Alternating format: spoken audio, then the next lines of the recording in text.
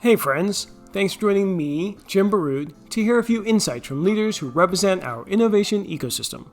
Today's chat is with Seth Berger, the Managing Director of the Sixers Innovation Lab, and formerly the founder and CEO of And One, a hugely successful basketball, sneaker, apparel, and entertainment company.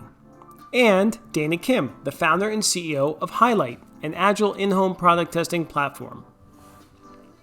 So I grew up, Jim, in New York City, and I find that to be relevant because I think growing up in New York City gave me a couple of things that were important to any success I've had. One is a certain level of intensity that you have growing up in New York is just a requirement for everyday living. You know, whether I was selling soda in Yankee Stadium and taking the six back and forth, playing basketball in Central Park, it didn't matter. You kind of had to be, in my opinion, ready at all times.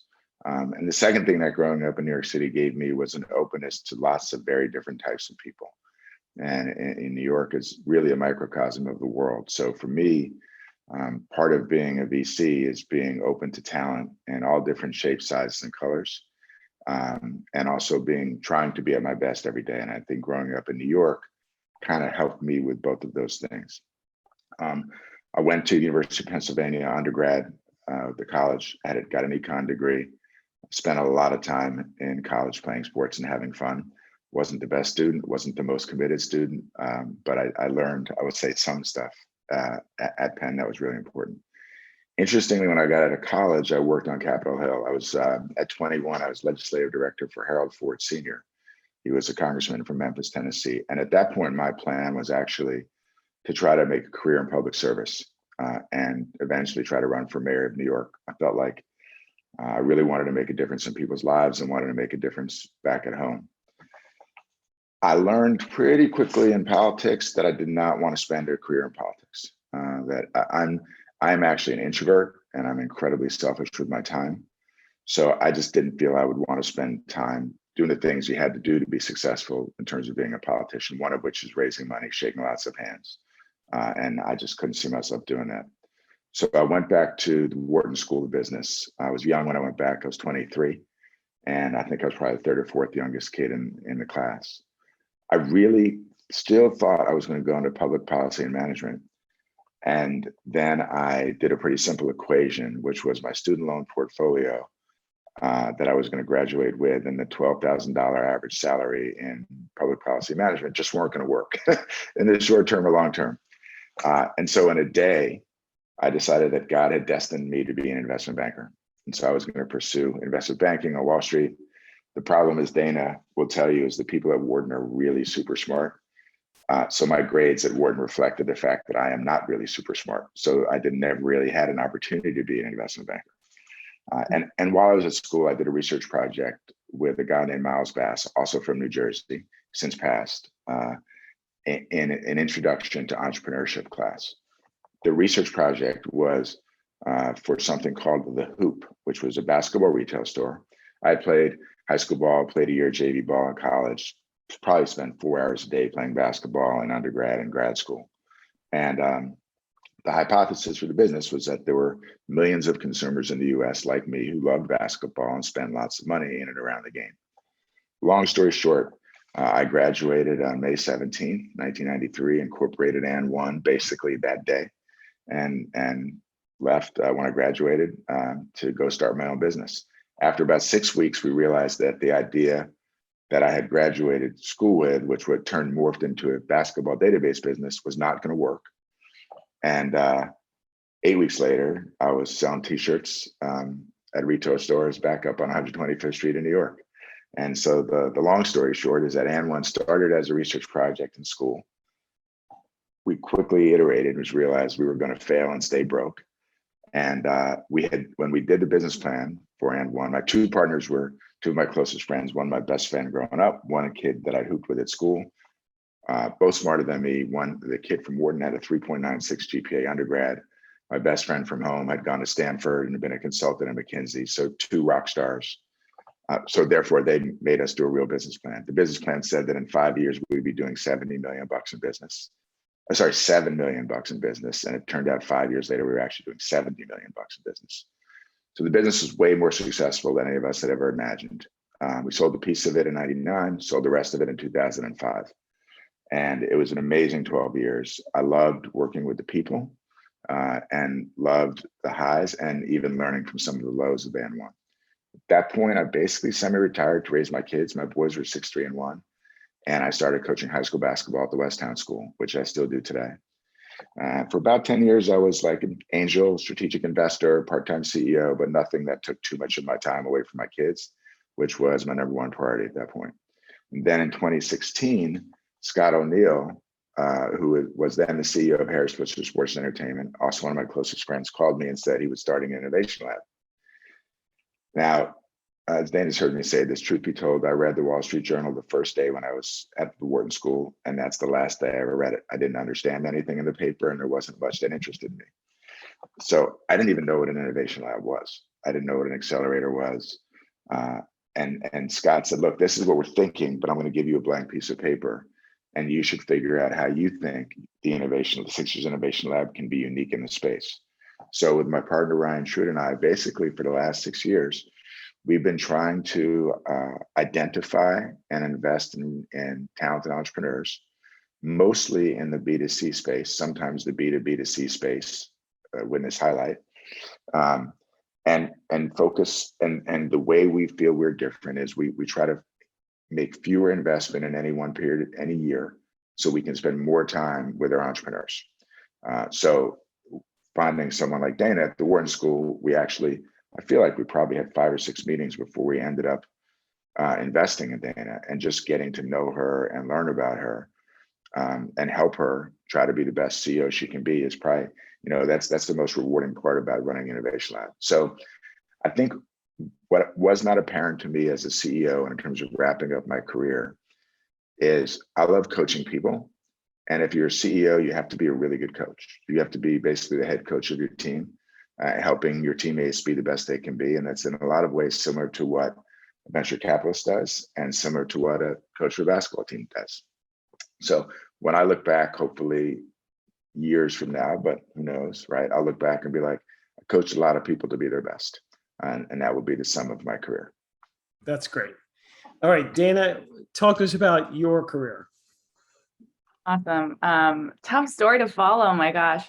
I'll follow the similar trajectory of undergrad to current startup. I went to school. I also went to undergrad here in New York. I interned and worked in every career, at every possible job, trying to figure out what I want to do when I grow up. It ended up just crossing a lot of things off of my list.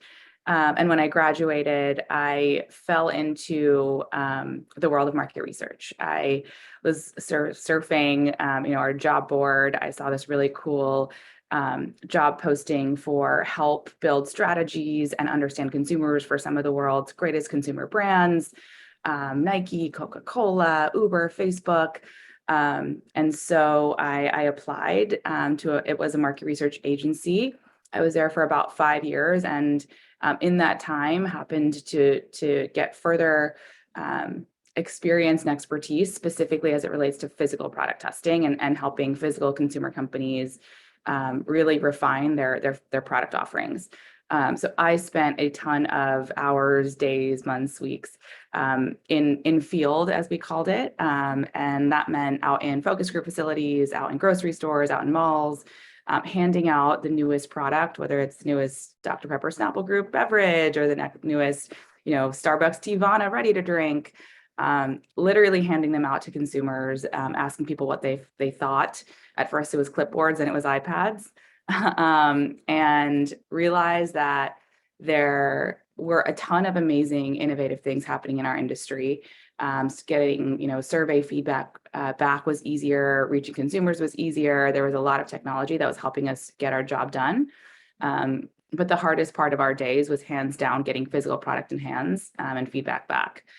So I was pretty intentional. I always knew I wanted to go back to school for a master's. I didn't know exactly for what. And after a few years in this space, I got a little more focused. And I actually wrote my admissions essays around, I've been in this space, I see this problem, I want to build a physical product testing solution, but I don't know how. I had a liberal arts degree and a lot of industry experience, but no idea how to build a software product. or a business nonetheless. So wrote my admissions essays. There's the paper trail is there to business school around, wanting to do this, wanting to build this, and went to the Wharton School for my MBA, just like Seth. While there, I went to a whole bunch of entrepreneurship classes, was in all the clubs, heavily involved in the entrepreneurship ecosystem. Met a few key people in my life. One is Ethan, my co-founder, who's amazing, who was there for his Master's of Integrated Product Design. And so he's the tech brain of the organization. Also met Seth while there, also heavily involved in the entrepreneurship ecosystem. People had said, this really cool VC came to speak in my marketing class, my this class, and I had heard of Seth a few times over before we finally met. But while there, I experimented with a ton of different ideas around how can I, execute on this idea for better physical product testing before finally landing on the idea for Highlight, which is, an end-to-end platform and turnkey solution for in-home product testing. We work with brands like Nestle and P&G and Pepsi to get product in hand for data back in a really easy to use technology. That's music to my ears, Dana, because I used to run an entrepreneurship center. So that's sort of the perfect cycle of education, networking, and mentorship, and then obviously launching a business, which we'll get into a little more. But Seth, I want to circle back to you about the innovation lab. Talk to us more about, you mentioned it got started, 2016. How has that sort of transformed or changed over the years? When we started it, the thought was Harris Blitzer, Sports Entertainment, Josh Harris and David Blitzer and their teams have a ton of resources, knowledge, and ways to help businesses grow. And that is all true. And they didn't, they acquired big businesses, but hadn't necessarily had an impact in the small business community. So I know that when they were talking with Scott, before Scott had approached me, the idea was, look, we can have an impact here and have an impact here in Philadelphia, in the Philadelphia and South Jersey community. So initially we started with the idea that we were going to actually run a true lab where entrepreneurs were going to work out of our corporate facility. We were going to provide housing, food, and a bunch of other services, and invest little money, but provide more services. And what we quickly realized is if we were not serious about investing capital, we were going to be getting B and C level deals and not get into A deals. That entrepreneurs need capital and need to support them with that. So I'd say within a year decided, okay, it's time to actually invest real capital. We did that initially through some special purpose vehicles. Then we ended up raising a first fund and now a second fund. The second thing that we changed was we did not require companies to come to work out of Camden. And in fact, Ryan and I, before COVID, would be on planes, trains, and automobiles going to where entrepreneurs were. And now we've invested in 20 companies all around the USA because we didn't want to limit ourselves in any way. And so like if Dana felt that having Highlight was better to be in New York City, we should invest in Dana wherever she thinks it's best. One of our earliest investments and greatest successes is a company named U.GG, which was exited and sold to a public company last November. They made a decision about 2.5 years into the business to relocate to Austin, where they thought it'd be easier to find engineers for their business.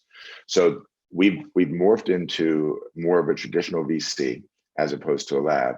But again, where we're different is, one is we want to invest in fewer businesses, and two, I can email Josh or David or anyone on our team across Harris Blitzer Sports and Entertainment and say, one, do you know about this company? Do you know about this space? How can I get educated? And second is, how can we help them be more successful? And obviously with partners like that, you're pretty much unlimited in terms of how you can help entrepreneurs.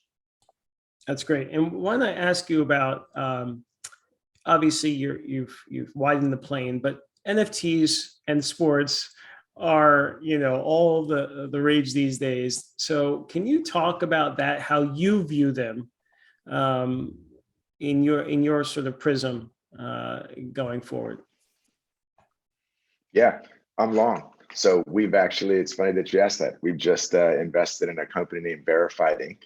The website, I think, is verifiedinc.us, and it's an NIL, which is name, image, and likeness NFT company. These guys are rockstar smart, and they've created this product that enables high school and college kids to, in a really creative way, monetize their likeness in a super fast, easy, creative way through NFTs. We also invested in a company named Artie, which is a massive success. It's a gaming company. Artie is they're building out it's a game development company that enables players to play a video game within the platform as opposed to having to exit and go to Apple to download. For example, if you're on Twitter, you see a game, you want to play it, you can stay within Twitter and play. Well, they decided to launch some NFTs around their game. And I think it was early April when they launched, and they sold 4,500 NFTs in 11 minutes. And you know, like most markets, it's gone up and down and now back up. And I think tied a little bit to it's amazing it's gone back up because the price of ETH has gone down.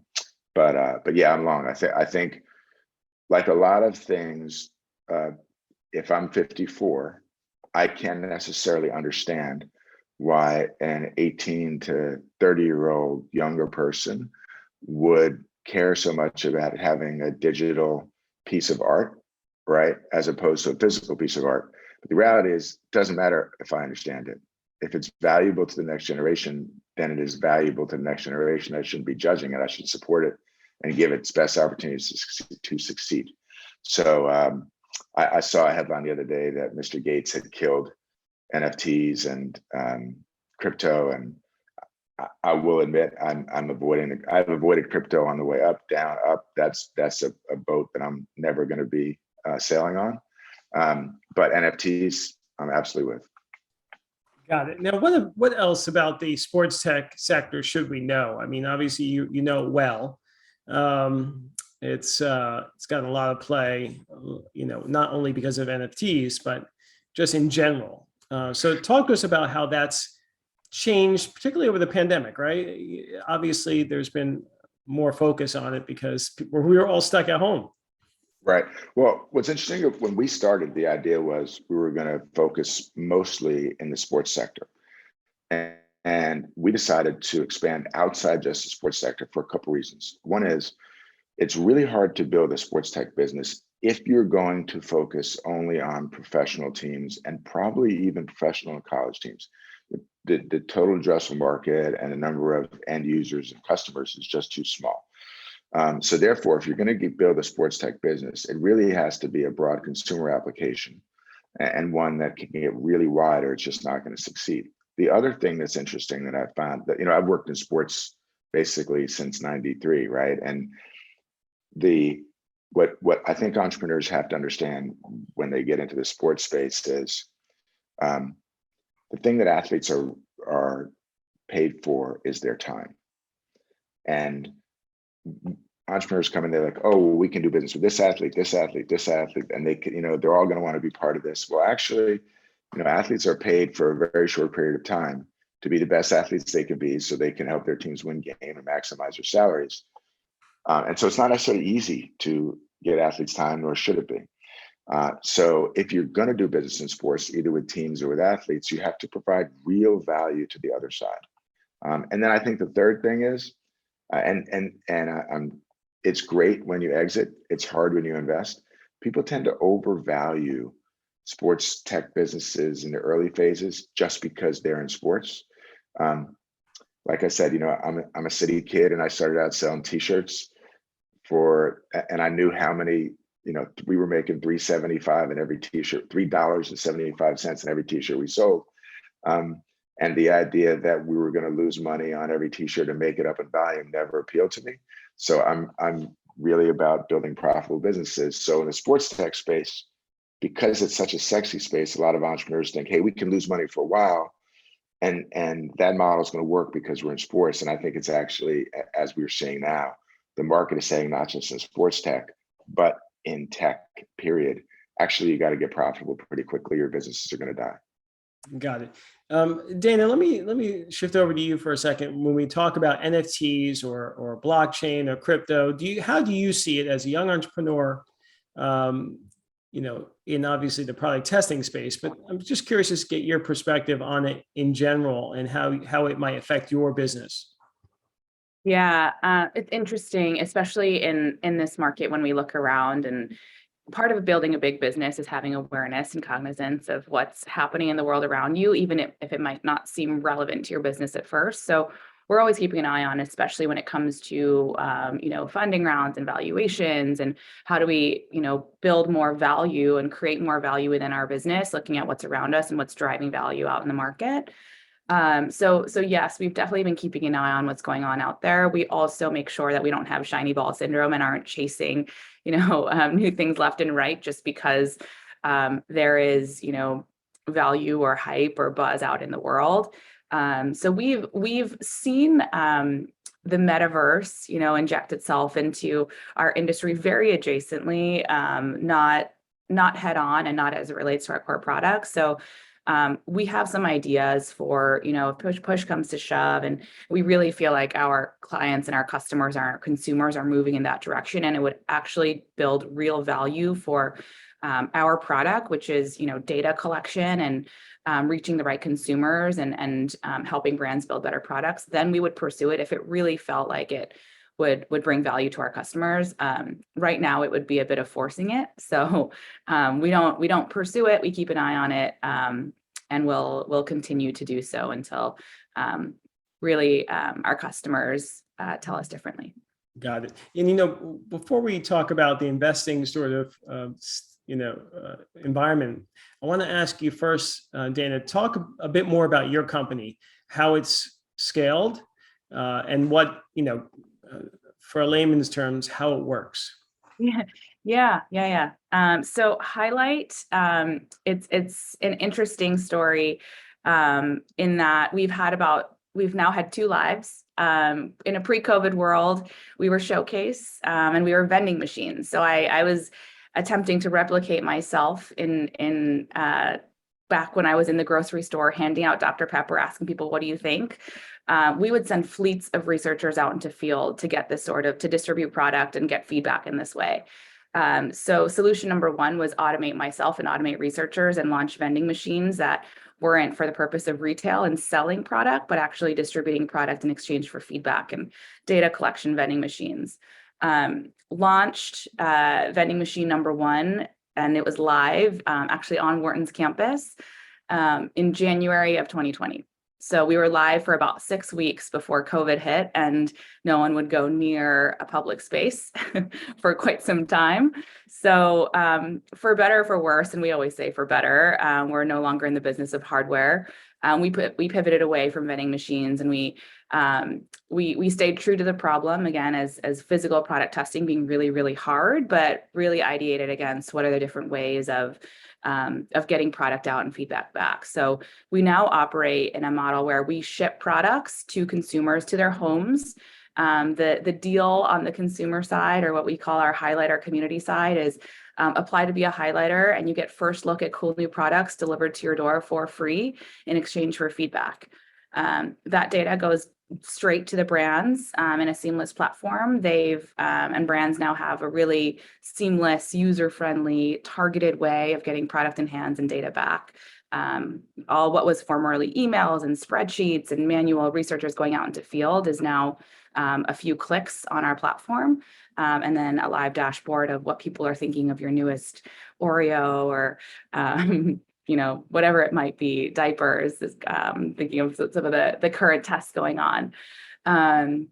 So our business has gone through a few different iterations, and we definitely had that moment when COVID hit of do or die, pivot, or shut down entirely.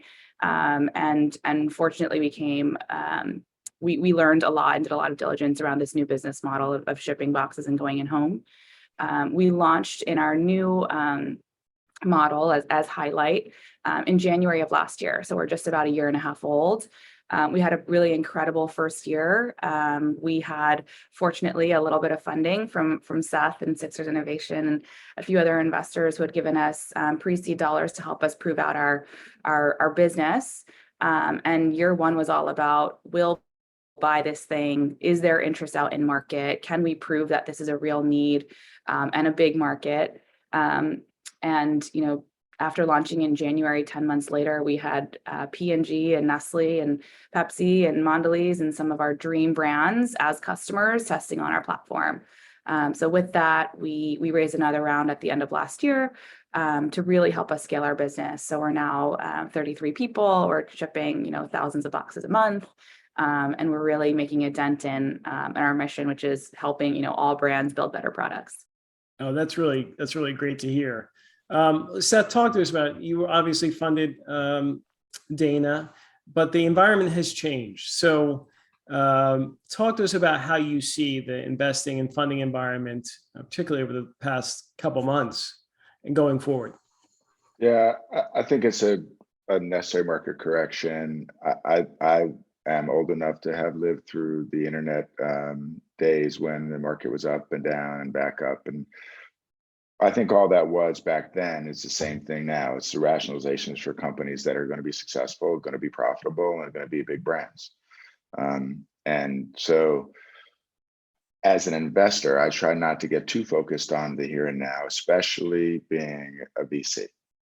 Like the public markets have an impact on the prices at which we invest in private companies. And at the same time, just because the public markets are going a little bit nuts doesn't mean I want to stop investing in private companies. And so I think what it does mean is for any company that's in the process of growing, you probably should be raising more money now than they thought. And they're probably going to raise money at a little bit lower price than they thought. And, as you and I talked about before we got on the Zoom, I'm a big fan of the word enough. I have enough money as opposed to I need more. And so it probably means entrepreneurs in 5 years when they exit, they're going to probably have a little bit less because, again, they probably had to raise a little bit more at a little bit less. But if they succeed, what will happen is it'll be good for the companies that are great because the market's going to say, hey, these are the companies in which we want to continue investing. And the ones that are succeeding, they're going to die a natural death as they should. Got it. And Dana, how do you see what's going on in the marketplace? I bet you're glad you raised last year, but talk to us about how that changes how you operate and how you see things. Yeah, it is important again to have a feel for macroeconomic conditions and the environment in which you're operating. At the end of the day, we make sure we're not incinerating cash and that we're able to transform cash into revenue efficiently. B, we're keeping, a hawk eye laser focus on the spend of every single dollar and making sure it is not, frivolous or extraneous. I would say that the way that Ethan and I operate, that's not really a departure from how we were operating from the start. So it's not a massive change in, oh my gosh, we need to be, drastically change our day-to-day, our ways of working. But there are now there's a bit more attention paid to things like burn multiples and cash efficiency and cash spend and making sure that entrepreneurs and startups are held responsible and accountable for spending smart. So we, and with that, and with the downturn or the thought of a downturn and what folks are, calling startup winter, there's a lot more literature out there and a lot more stuff in the media around how to operate smartly and efficiently in this environment. And along with that comes more formulas for make sure that your X is at something percent or that, your blank ratio is at Y. And so we're being a bit more formulaic about making sure that we're in line with those benchmarks and market standards and what folks are saying is going to matter. But I would say for us, we're operating not assuming that cash is going to come easily in the next 2 years and not spending frivolously. Right. Well, when do you expect to, or maybe you're at break even now, become self-sustaining and profitable? Yeah, I mean, there's always a plan to profitability, but we are a venture-backed and growth-focused business. So we're not our goals currently are not to get profitable or to slow down growth in the name of profitability. They are to continue to stay on the offense. And fortunately, we have the traction and the capital to do so. So growth is and top line growth is king right now. Got it. And Jim, can I jump in on that? And I think there are two different things going on here. One is a business that has a path to profitability and is pursuing growth, and there is a number at which they turn profitable and turn really, really profitable. And that's Dana's business. Then there are other businesses that are unprofitable that are basically losing money on every donut and have no plan to profitability. And the idea is, hey, we're just going to grow and eventually someone's going to buy us. The latter, those are the ones that this market is saying should not be existing, right? And so with Dana, when we've talked, I think really since we first talked about investing in her business, the idea is to build a really big company here, not to build a nice small company. And that requires being focused on growth. But at the end of the day, the model has a path to profitability as opposed to, hey, that's not something we're focused on. The other thing that Dana said is really important is she doesn't waste money. And entrepreneurs there are two things you can't waste. You can't waste time and you can't waste money. As an entrepreneur, as in a startup, if you're a big company, you can kind of waste some money and you can kind of waste some time. But if you're a startup or a small company that's growing fast and you waste either time or money, you're going to die. And one thing that Dana and Ethan are really good about is not wasting time or money. And so, being hawkish about wasting either of those is really important. Got it. And Dan, let me just circle back to you. For folks, can anyone become a tester, or do you have to? No, I can address that. There's at least one person who Highlight will not approve as a tester. His name is Seth Berger, and I'm definitely related to him. Everyone, go ahead, Dana. Now you can address that.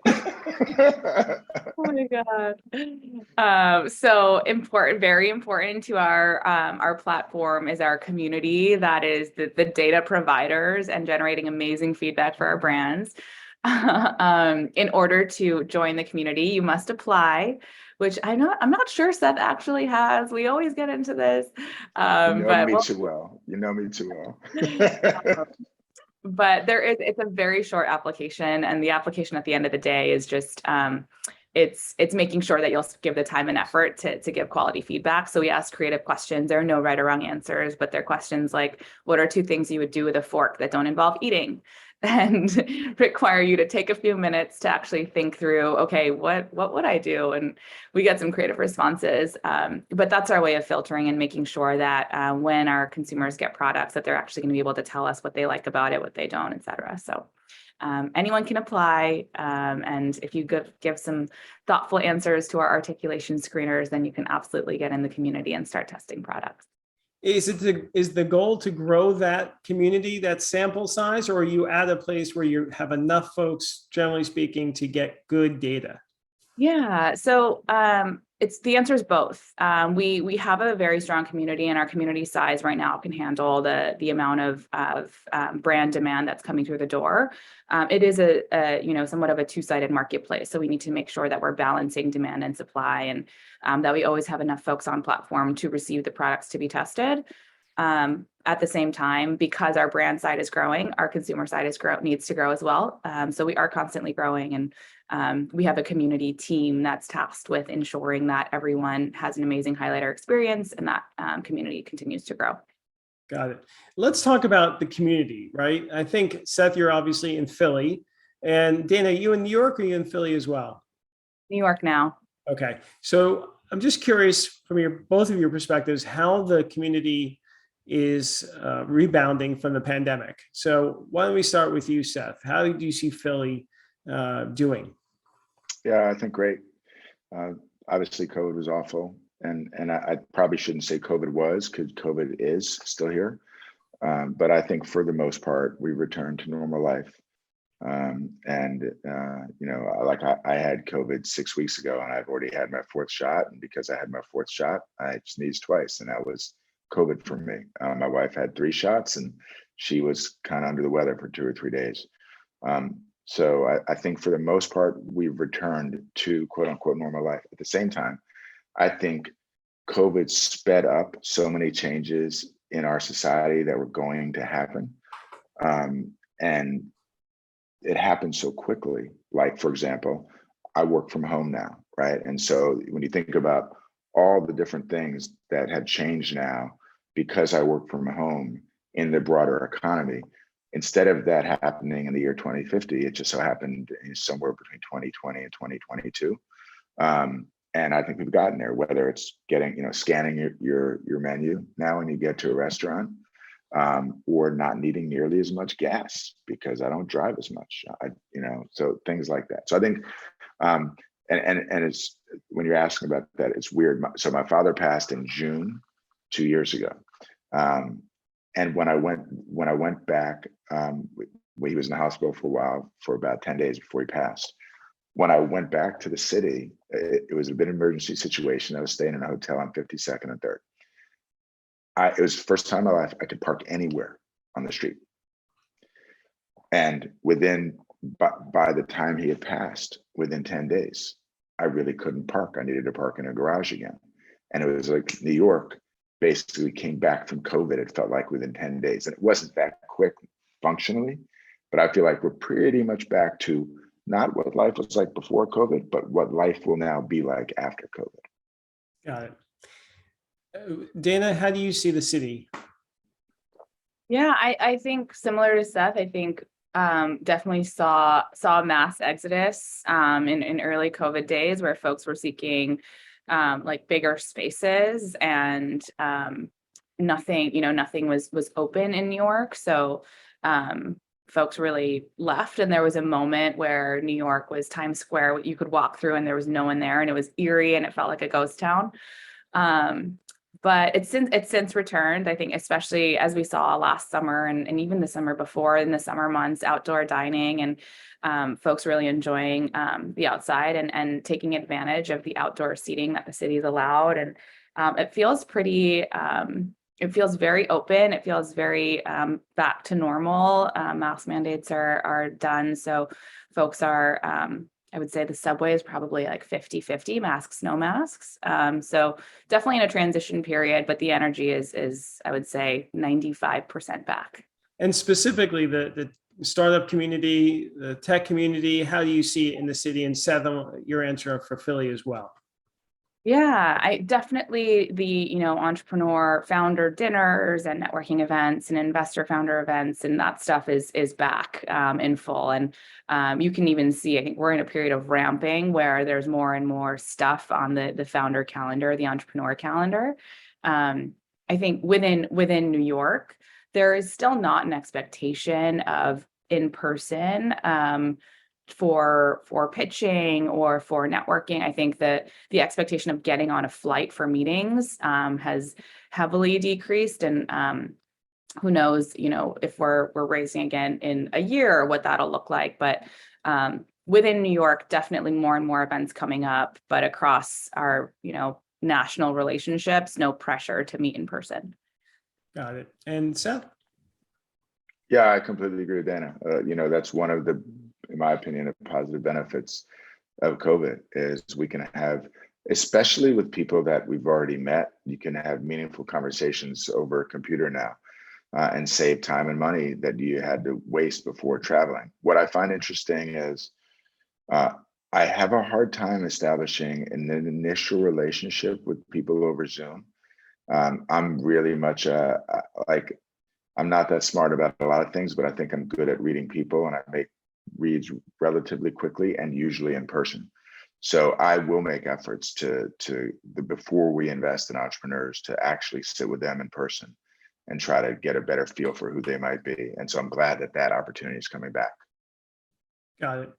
This has been a great conversation. I want to thank both of you for doing it. It's really been informative. Before we go, I want to ask a couple questions. One is, you both launched your businesses during or right out of school. Share with us one tip for those students who are launching businesses right out of school. Seth? For me, it's pretty simple. Do what you love and you will never work a day in your life. when I was in grad school, I was thinking about all these careers, and all I thought about was how much money I was going to make in those careers. And I realized I didn't really value money nearly as much as I valued my time. And having gone to business school gave me an opportunity to choose something that I love, as opposed to choosing something that I was just doing for the ends of making money. And so if you're in grad school, if you make the commitment to invest that much money in yourself and that much time of your life, you should be doing it so that you can do something that you love for the next 50 years of your career, as opposed to something that you have to do. If you've gone to a business school, you have an incredible opportunity to shape the rest of your life, and it should be doing something that you love. Got it. Dana? Yeah, I think fully agree with what that said. The other is, to be an entrepreneur, you really need to be pretty good at everything. And when you're in a business school setting, you are surrounded by people who are very good at everything. So tap those people while they're in front of you, leverage your friends, your classmates, and make the most of the people that you're surrounded by. Great tips. All right, we're going to end. We usually have folks say a poem or a saying or a quote. So, ladies first. Dana, I'm gonna ask you first to go. I've said favorite quote so many times in the past, and every time I waffle. I'll go with Howard Schultz, CEO of Starbucks, former CEO of Starbucks. He has said that success is meaningless or empty if you arrive at the finish line alone. So surround yourself by winners and keep them. And I'm pretty big on surrounding yourself with the best people. So great, nice. All right, Seth. Mine is actually slightly different than what I thought it was going to be based on this conversation. It is amazing what you can accomplish if you don't care who gets the credit. That's great. Both of those complement each other very nicely. Well, guys, I want to thank you once again for coming together. This has been a great conversation.